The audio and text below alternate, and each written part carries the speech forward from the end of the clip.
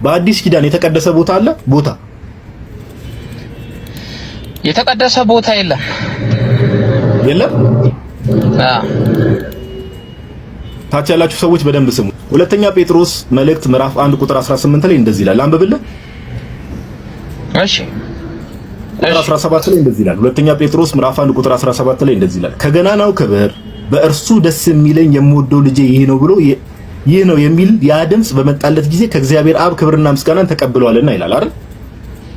ቁጥር 18 ላይ እንደዚህ ይላል ጴጥሮስ፣ እኛም በቅዱሱ ተራራ ከእርሱ ጋር ሳለን ይህን ድምጽ ከሰማይ ሲወርድ ሰማን አለ አይደል? ከተቀደሰው ተራራ እሺ፣ ከቅዱሱ ተራራ አይደል? ይሄ ቅዱሱ ተራራ የተባለ የትኛው ተራራ ነው? ያ ድምጽ የምወደው ልጄ እርሱ ነው እርሱን ስሙት ያለውን ነው ወይስ የትኛው ነው ድምጹ? ቁጥር 17 ላይ ከገናናው ክብር በእርሱ ደስ የሚለኝ የምወደው ልጄ ይሄ ነው የሚል ያ ድምጽ በመጣለት ጊዜ ከእግዚአብሔር አብ ክብርና ምስጋናን ተቀብሏልና እኛም በቅዱሱ ተራራ ከእርሱ ጋር ሳለን ይህን ድምጽ ከሰማይ ሲወርድ ሰማን። እኛም የት እያለን አለ? በቅዱሱ ተራራ ከእርሱ ጋር ሳለን። ከማን ጋር? ከጌታ ኢየሱስ ጋር አይደል ታዲያ? ኦኬ እሺ። ቅዱሱ ተራራ የተባለው የትኛው ነው? እኔ ቅዱሱን ተራራ በብሉይ ኪዳን የነበረ ነው ማውቀው እንጂ በአዲስ ኪዳን ላይ ቅዱስ ተራራ የሚል አላየው። በብሉይ ኪዳን እነ ጴጥሮስ ነበሩ እንዴ? በብሉይ ኪዳን የሉም፣ አልነበሩም። ታዲያ ጴጥሮስ የትኛው ነው? ቅዱስ ተራራ አሁን ቅዱስ ተራራ እያለ ያለው የትኛው ነው? ጴጥሮስ በዚህ በተቀደሰ ተራራ እግዚአብሔር በዚህ ይገኛል ብላችሁ የማትሰግዱበት ጊዜ ይመጣል ብሎ ሲነግራት ጴጥሮስ ቅዱሱ ተራራ ያለው የትኛውን ነው? እኔ እሱን አላውቀውም። ቅዱሱን ተራራውን አታውቀውም? መልስ እሰጣለሁ ነው። ጴጥሮስ ዮሐንስና ያዕቆብ ከጌታ ጋር የወጡበት ተራራ የትኛው ተራራ ነው? ወይ ክፍሉን የምታውቀው ከሆነ ንገረን እስቲ። እኔ እኮ ሁሉን ነገር ተራራ ነው እንዴ? እሱ ወደ ተራራ ወጣ እኮ ነው የሚለው። ታዲያ የትኛውን ተራራ ነው ጴጥሮስ ቅዱስ ተራራ እያለ? ወደ ተራራ ወጣ እኮ ነው የሚለው። የትኛውን ተራራ ነው ጴጥሮስ? የትኛውን ተራራ ነው? የተቀደሰ ተራራ ነው እንዴ?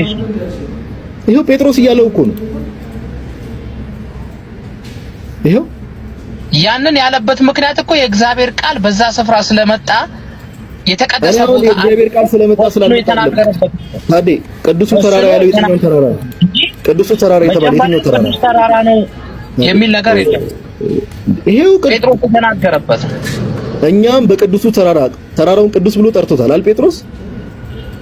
እሺ ሙሉ አዲስ ኪዳን ላይ ስትመለከት ከእርሱ ጋር ሳለን ብሎ በተራራ ጌታችን ኢየሱስ ጴጥሮስ ከእሱ ጋር ተራራ የወጣው የትኛው ተራራ ላይ ነው? ክርስቶስ የጸለየበት ቦታ።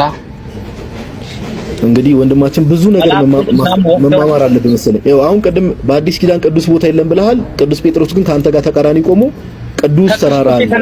የተቀደሰ ቦታ የሆነው ክርስቶስ ከማን የተነሳ እንጂ ጴጥሮስ ነው ያለው እንጂ ከዛ በፊት ነበረ የሚል እኮ የለም እኮ ጴጥሮስ። አሁን ፋለሲ አትስራ። ታች ያላችሁ ሰዎች በደንብ ስሙ። በአዲስ ኪዳን ቅዱስ ቦታ የለም አለ። ይሄው ሁለተኛ ጴጥሮስ ምዕራፍ 1 ቁጥር 18 ላይ በቅዱሱ ተራራ ብሎ ቅዱስ ጴጥሮስ ቅዱስ ተራራ እንዳለ ተናገረ። እኛ ይሄ ተራራ በብሉይ ኪዳን በአዲስ ኪዳን ነው። ቅዱስ ጴጥሮስ ይሄን መልእክት እየጻፈ ያለው በቅዱሱ ተራራ ብሎ እየጠራው ነው። ይሄ ተራራ የትኛው ነው ከተባለ ደግሞ ኢየሱስ የጸለየበት ብሎታል። እሱ ከየት እንዳመጣው ባላቀም እኛ የምናውቀው ግን ማቴዎስ 17 ላይ ነው። ለምን ሁለተኛ ጴጥሮስ ምዕራፍ 1 ላይ ታችሁ ከሆነ ያ ድምጽ ሲመጣ ሰማን ያለ ከሱ ጋር እያለ ያ ድምጽ የእግዚአብሔር አብን ድምጽ የሰሙበት ማቴዎስ 17 ኦኬ።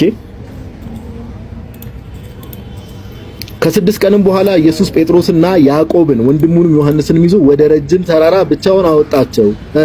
በፊታቸውም ተለወጠ፣ ፊቱም እንደ ፀሐይ በራ፣ ልብሱም እንደ ብርሃን ነጭ ሆነ። እዚህ ተራራ ላይ ደብረ ታቦር የሚባለው ማለት ነው። እነሆ ሙሴና ኤልያስ ከእርሱ ጋር ሲነጋገሩ ታዩአቸው። ጴጥሮስም መልሶ ኢየሱስን ጌታ ሆይ በዚህ መሆን ለኛ መልካም ነው። ብትወድስ በዚህ 3 ዳስ አንዱን ለአንተ፣ አንዱን ለሙሴ፣ አንዱን ለኤልያስ እንስራ አለ። እርሱም ገና ሲናገር እነሆ ብሩህ ደመና ጋረዳቸው። እነሆም ከደመናው በእርሱ ደስ የሚለኝ የምወደው ልጄ ይህ ነው እርሱን ስሙት የሚል ድምጽ መጣ። እዚህ ጋር እግዚአብሔር አብ ነው አይደል እየተናገረ ያለው?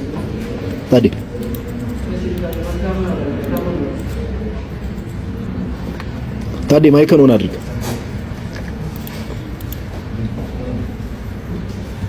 ታዲያ እሺ እየሰማሁ እግዚአብሔር አብ ነው አይደል እዚህ ጋር እየተናገረ ያለው የቱ ጋር እስቱ ቃል እስቲ ቆይ አሰማም እንደ አንተ ሰውዬ ብሩህ ደመና ጋረዳቸው እነሆም ከደመናው በእርሱ ደስ የሚለኝ የምወደው ልጄ ይህ ነው እርሱን ስሙት የሚል ድምጽ መጣ። ማቴዎስ 17 ላይ ያ ድምጽ የመጣው ከየት ነው? ከሰማይ ነው የመጣው። ኦፍ ኮርስ ከሰማይ ነው። አሁን እዚህ የትኛው ተራራ ላይ ነው? እዚህ ማቴዎስ 17 ላይ ያለው ተራራ ላይ ሆኖ ነው አይደል ይሄ ድምጽ የመጣው?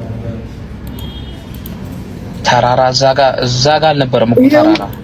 ዮሐንስን ይዞ ወደ ረጅም ተራራ ብቻውን አወጣቸው ይላል እኮ ብቻቸውን አወጣቸው። ኦኬ ተራራ ይሄንን ተራራ ነው አይደል ቅዱስ ጴጥሮስ ቅዱሱ ተራራ እያለ ያለው? አሃ ተባረክ። ስለዚህ በአዲስ ኪዳን የተቀደሰ ቦታ አለ ማለት ነው። ጴጥሮስ ብሎታል ያንን ቦታ። ለምን? ክርስቶስ የተገኘበት የጸለየበት የእግዚአብሔር ድምጽ የመጣበት ቦታ። አንተ ትለዋለህ እንደ ጴጥሮስ አንተም ትለዋለህ ቅዱስ ተራራ። አሁን ለኔ እሱ ተራራ ምንም የሚጠቅመኝ ነገር የለም። ለዛ ትለዋለህ ወይ ነው እኔ ጥያቄ ይጠቅማል አይጠቅምም አልጠየቅኩም። በሰዓቱ እነሱ ተጠቅመውበታል። አንተ አሁን እንደ ጴጥሮስ ትለዋለህ ወይ ነው ያልኩህ። ትለዋለህ ወይ አልለውም? ያን ቦታ ቅዱስ ተራራ ተብሏል። ጴጥሮስ ብሎታል። እዛ ቦታ ላይ ስደርስ አንተ ትለዋለህ ወይ ነው ብዬ አስባለሁ እንጂ ቦታው ለኔ ቅዱስ ተራራ ነው ብዬ እኔን ይጠቅመኛል ብዬ የሰው ልጅ ይጠቅማል እንደ ጴጥሮስ እኔ በጣም የምጠላው ነገር ሰው ያልተባለውን ሲያወራ ነው። የጠየቅኩን ብቻ አውራ። ፕላስ ደግሞ ያልተጠየቀው ነገር ላይ ዝም ብለህ አታውራ፣ ለመግባባት ማለት ነው። አንተም እንደ ጴጥሮስ ያንን ቦታ ቅዱስ ተራራ ትለዋለህ ወይ ነው ያልኩህ። አዎ እለዋለሁ ወይ አይደለም በለኝ። አልለውም። እሺ ስለዚህ የሐዋርያት ልጆች አለመሆናችሁን የሐዋርያት እምነት እንደሌላችሁ ማሳያ ነው።